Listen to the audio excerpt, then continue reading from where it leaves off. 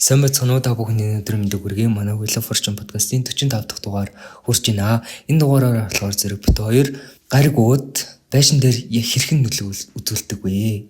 Гаригуудын захирагч байшин болон муу байшин, тэгээ сайн байшин ер нь бол ярихаар шийдлээ. За уламжлалын хувьд болохоор зэрэг уламжлалын хувьд гэх юм бол Ascendant маань Жинлэр ордон дээр байна.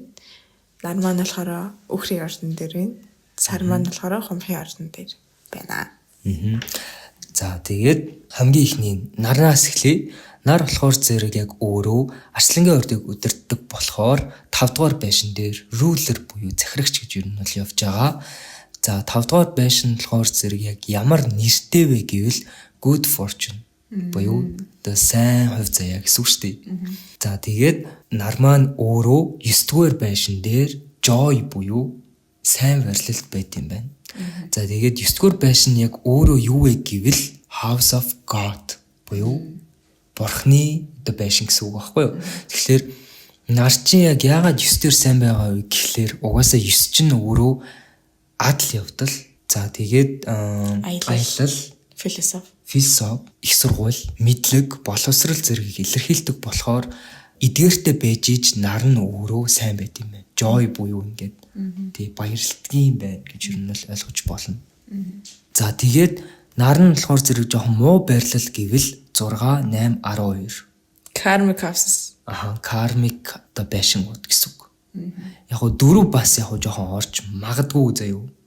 Жоохон магадгүй, жоохон дайсгансан тийм байж магадгүй. 2 бас яг гоо бас жоохон дайсгансан бас байж магадгүй. Гэхдээ яг гоо жоохон муу гэвэл 6, 8, 12 дугаар байшин дээр нар маань муу байт юм байна. Мууч бас сайшин тий жоохон цул тааруу. Тэгээ 6 нь өөрөө бас яг өөрөө bad fortune гэдэг нэртэй. Тэгэхээр жоохон муу хувь заяа гэсэн үг. 8 нь inactive гэдэг нэртэй. Тэгэхээр одоо итгэвгүй гэсэн үг шүү дээ. Тэгээ 12 нь өөрөө bad spirit буюу муу сүнсүүд гэсэн нэртэй болохоор бас жоохон муу байт юм байна. Нарны хувьд болохоор зэрэг. За сарны хувьд ярих юм бол ruler хаус нь болохоор угаасаа 4 дугаар гэр бүл одоо мөхсаг илэрхийлдэг болохоор тэгэхээр сар бол 4 дугаар гэр дээр байрлал маш таатай сайн байдгаа гэсэн үг.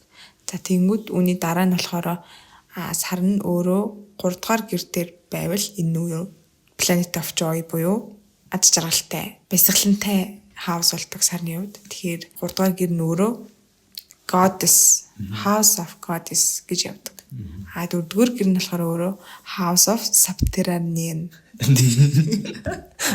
Тэгж явдаг байна. Тэгэхээр House of Gods гэхлээр юу лээ? Охин тэнгэрийн байшин л гэсэн үг шүү дээ, тий. Тийм болохоор яг нар сар хоёр нь нар чинь өөрөө Бурхны байшин, нөгөөт нь охин тэнгэрийн байшин гэхлээр бас яг ойлгомжтой байгаа баг. Гэхдээ бас яг гуравч өөрөө харилцаа холбоо болон оюун ухааныг илэрхийлдэг. Тэгэнгүүт сар чинь өөрөө memory буюу ой санамжийг илэрхийлдэг байхгүй юу? Тэгэхээр яг 3 дээр сар байхлаар тухайн хүн нэлээд жоохон ухаалаг, ой санамж ихтэй байдаг ч юм уу те. Тийм байх нь шүү дээ ч одоо. Тэгээд ер нь бодоод хахад өөрөө нөгөө нэг сэтгэл хөдлөлийг ярьж байгаа нь угаасаа сайн. Тийм утгаараа 3 дугаар хавсан дээр joy болчих юм л та.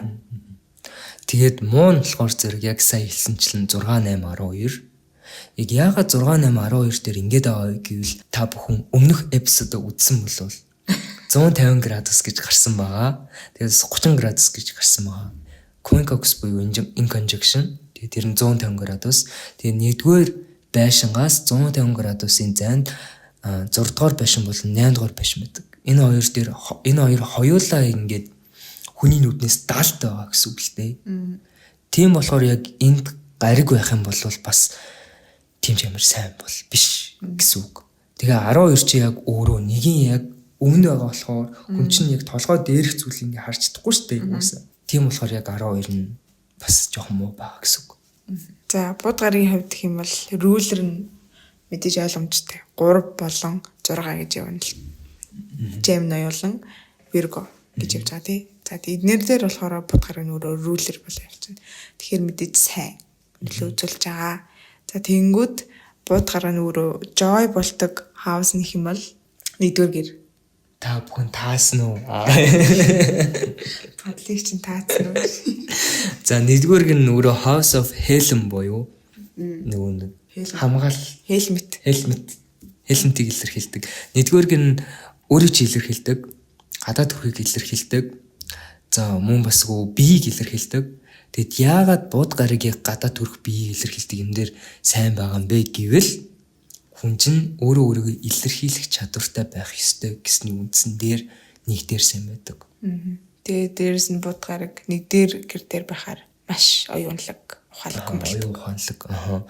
Ингээд ухаанд ерөөд амир явсан гэх юм уу? Байнга тарих толгойн байнга ажиллаж идэг л гэсэн үг л дээ. Тэгэхээр сая 6 маань ашгүй бууд гарч ирээд аврагдлаа. Харин эсрэгээрээ 8 болон 12 маань стил одоо хүртэл ингээд муу нэрийг зөөхөндөө нэрийг зөөхөндөө харин тиймдээ одоо тэгээ зүүсээр л байх та. За яг бууд гарыг 12 дээр байхлаар тухайн хүн нилээх юм чимээг болчихно гэсэн үг. Дуу болчихно гэсэн үг. Бодлоо нуудаг. Тийм. Яг 8 дээр байвал илүү гүн гүнзгий сэтгэдэг болж магадгүй л те. Тийм. Тэгтэл 8 дээр байвал жоох муу гэж юм бол явж байгаа. За суугар гаргийн хөдөлгөөр зэрэг угаасаа 2 болон 7 дугаар байшин дээр одоо захирагч нь байгаа. За 2 дугаар байшин өөрөө Gate of Hades буюу Hades-ийн үүдл гэсэн үг л те. За 7 болохоор зэрэг өөрөө settings гэж өгдөг. Setting гэж өгдөг. House of setting. За тэгээд суугар гариг өөрөө 5 дугаар байшин дээр байхдаа аз жаргалтай байт юм байна. 5 дугаар байшин өөрөө good fortune гэж өгдөг учраас 5 дугаар байшин дээр сайн байдаг. За 5 дугаар байшин өөрөө хүүхдийг илэрхийлдэг, таашаалыг илэрхийлдэг, бүтээлч байдлыг илэрхийлдэг, хоббиг илэрхийлдэг. Тийм ч болохоор яг суугар гаригийг 5 дээр байхлаар угаасаа сайн байхаас өөр аргагүй. Joyful. Угаасаа тийм байхаас өөр арга байхгүй гэж ойлгогдож байгаа. За тэгээ буцаад 6 маань орж ирж байгаа. 6 8 12 дээр бас муу. Ерөнхийдөө яг ихэнх гаргууд 6 8 12 дээр байхлаарэ муу байгаад байгаа гэдэг эндээс анзаарч байгаа. За хувийн гаргийн хамгийн сүүлийн нэг болох ангараг дээр рүүлэр нөөрөө 1-р гэр дээр явчихна. Яагаад гэвэл хоньны орд гэдэг утгаараа ингэ явчихаа гэсэн үг. За тэнгүүд рүүлэр 8 дугаар гэр дээрээ бас явагдана. Тийм. Тэнгүүд House of Joy нь аль гэр дээр байна вэ гингүүт ангараг гэрхийн үед 6 дугаар гэр дээр болоод өвчж байгаа. Тийм. Яагаад гэвэл эн чинь bad fortune гэсэн шүү дээ тий. Ангараг гэрх чи өөрөө жоохон malefic буюу тий хэрүүл тэмцэл дайныг илэрхийлдэг гариг шүү дээ.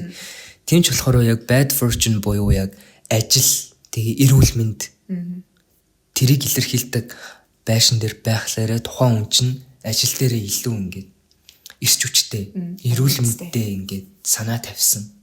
Тийм хүн болох боломжтой гэсэн үг.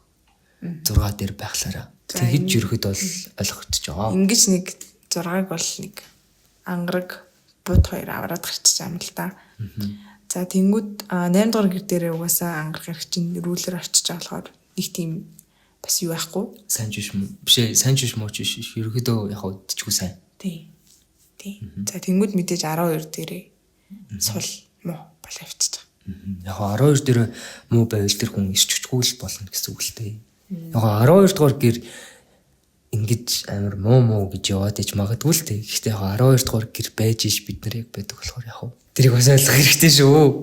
12 дугаар гэр чинь яг өөрөө төрөлтийг илэрхийлдэг шүү. Яг нэг төрхийн өмнөх үеийг илэрхийлдэг.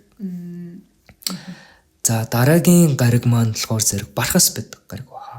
Бархас байдаг гариг нь 9 болон 12 дугаар гэрийг захирдаг. За 9 дугаар гэр нь өөрөө House of God гэсэн шүү дээ. Тэнгүүд бурхан гэж ирж байгаа.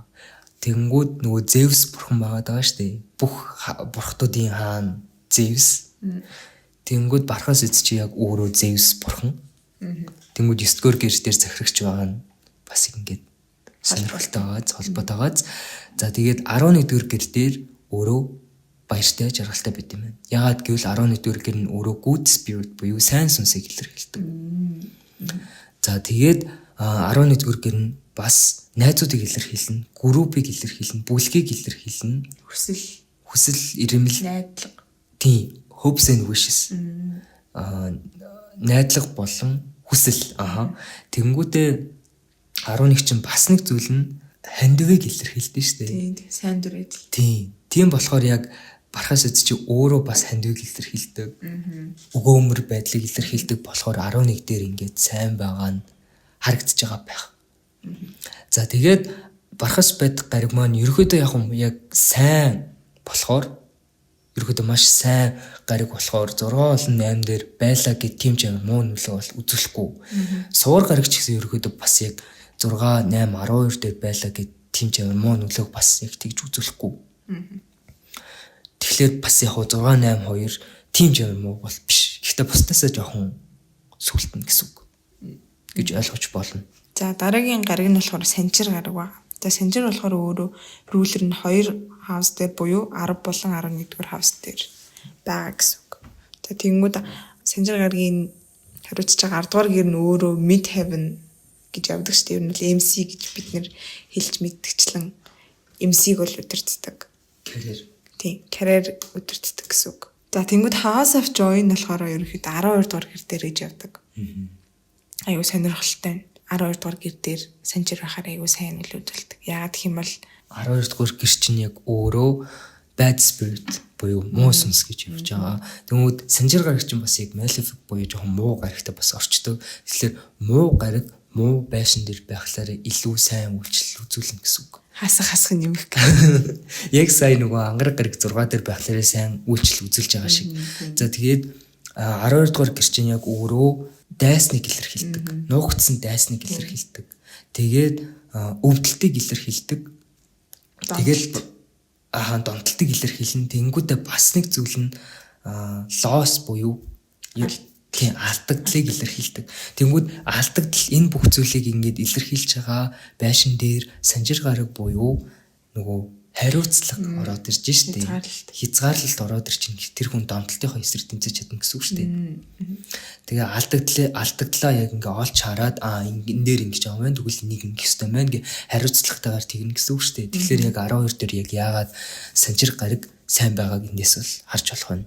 За тэгээд 6 болон 8 дээр санжир гараг маань буцаад муу болж ирж байна. Хэцүү тий. За тийм би. За тэнгүүд дараагийн гариг болохоор Тэнгэрийн ван гараг байгаа. Тэнгэрийн ван гарагийн рүүлэр болохоор өөрөө мэдээж 11-р гэр good spirit гэж явна. Тэнгүүд joy болдог гэр бол ерөнхийдөө байхгүй гэж явж байгаа. Гэхдээ хөө бит хоёр ингээд joy болдог гэрийг олъё гэж шийдвэл яг аль нь юм бол тоо гэхгүй. Тэнгэрийн ван уу? Тэнгэрийн ван гэхлээр магадгүй 8 юм болов уу? 8 дээр үү? Харин тийм 8 дээр л гэж орж ирж байна.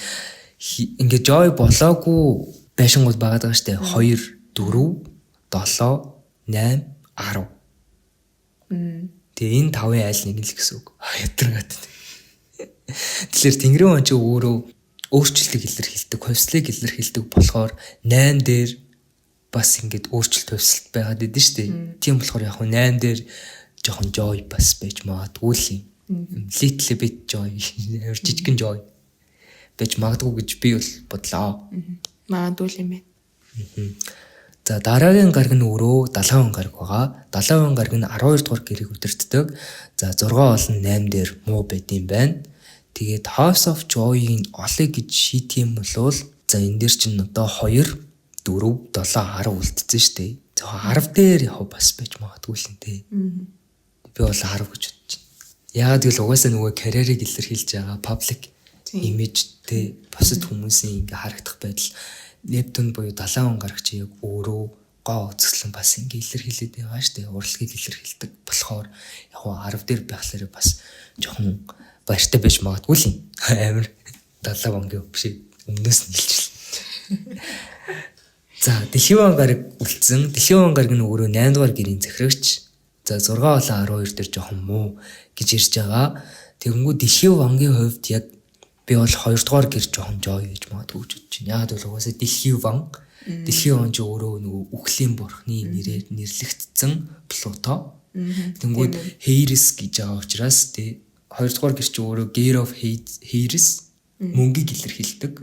Тэгээ тийм болохоор яг Дэлхийн ван 2-той холбогдож байгаа гэж би бас бодож байна. Яавар тий. Астрологч ирд юм хэлэг. Аюу. За тэгээд ерөөдөө нэг иймэрхүү байна. Тэгээд бусад байшин дээр байвал яг нэг ямар тийм сайнч биш мууч биш гэж ойлгож бас болно. Тэ яг уу Malefic Planet буюу яг муу гаригууд гэж ярих юм бол муу гаригууд яг ихэвчлэн яг ямар байшин дээр байгаагаас шалтгаалаад тухайн байшнаа жоохон муу болгодог тохиолдол бас байгаа. Одоо жишээлбэл Санжир гариг 3 дээр сая хэлээгүй шүү дээ. Тийм. Тэгсэн чинь Санжир гариг 3 дээр байх юм бол жоохон төгтөрч ярьдаг ч юм уу, гацж ярьдаг ч юм уу те. 4 дээр байвал гэр бүл салтыг илэрхийлдэг ч юм уу те. Одоо аав ээж нь салсан. 7 дээр байвал ингээд бас салт ч юм уу те. Яг 7 дээр байвал яг хожуу гэрэлт байж магадгүй юм. Плуто 7 дээр байвал яг салалт ч юм уу тий. Ирэх мэдлийн тэмцэлтэй. Тий, ингэж бас болдог. Тэгэхээр яг та бүхэн өмнөх эпизодыг үзсэн бол Malefic буюу жоохон муу гаригуудыг бас мэддэг болсон байх. 5 гариг байгаа. Тэр 5 гариг чинь яг ямар одоо байшин дээр байгаагаас шалтгаалаад өөр үйлчлэл үзүүлдэг шүү. За тэгээд минийх ийм муу гараг дээр байшин дээр очиад гацчихжээ гэдэг. Гонглоод байх шаардлага ерөөс байхгүй. Гаццсан байна. Үнийгээ шийдэж өгөө. Тий, ерөөс минийх ийм байна ёо гэж мэгээд бухимдаад байх шаардлага байхгүй. Тэр чи угаасаа тэгээд байх ёстой болохоор л байгаа л гэсэн үг шүү дээ. Тэгэхээр та энд ерөөсөө санаа зовох хэрэггүй, готрох хэрэггүй. Тэг хүн болгон сайн байшинтай байна гэж яахгүй, хүн болгон муу байшинтай байгаа дэн ч гэж байхгүй. Тэгэхээр энийг ерөөсөө зүгээр хүлээж авах хэрэгтэй гэсэн үг. Юм шүү. Тийм байна. За тэгээд энэ хүрээд манай гаригууд яг байшин дээр хэрхэн үзүүлдэг вэ гэдэг дугаар маань дуусч байна. Энэ хүртэл сонссон бүх сонсогчдод бүгдээрэнд маш их баярлалаа. Дараагийн дугааруудаар уулзцгаая. За тэр хүртэл баяртай. Баяртай.